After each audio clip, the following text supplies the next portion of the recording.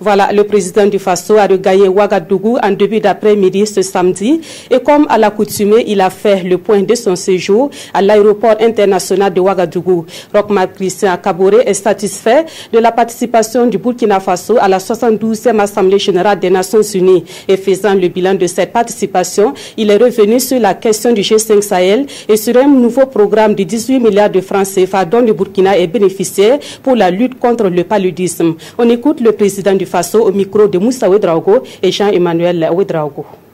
Nous avons travaillé également sur le G5 Sahel avec les pays qui étaient présents, plus la France, donc à travers son chef de son président, plus les États-Unis qui étaient représentés et l'Allemagne. Il s'est agi pour nous de réaffirmer la nécessité de faire en sorte que le budget, en tout cas de cette force multinationale, soit effectivement bouclé, d'une part, mais également de profiter de la révision qui aura lieu bientôt de la situation au niveau du Sahel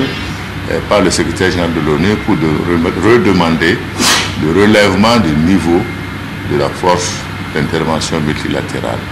et également de faire en sorte que les militaires que nous allons affecter à cette mission puissent être au minimum payés au même niveau que ceux qui assurent, je dirais, le maintien de la paix dans ces zones-là. Je pense que c'est un minimum et nous avons insisté pour que cela soit. En attendant, il y aura probablement une mise progressive, en marche progressive de cette force et je voudrais dire simplement que des opérations ponctuelles pourraient être organisées durant cette période en attendant que les rencontres que nous allons avoir ultérieurement au niveau du G5 et de l'ensemble de ces pays des pays développés nous permettent de mobiliser donc les ressources dont nous avons besoin. Je voudrais préciser en plus que l'Union africaine a pris en charge également, au-delà de l'Europe, de contacter les autres pays arabes, asiatiques, pour voir dans quelle mesure ils peuvent s'investir également dans le financement de ce projet de lutte contre le terrorisme.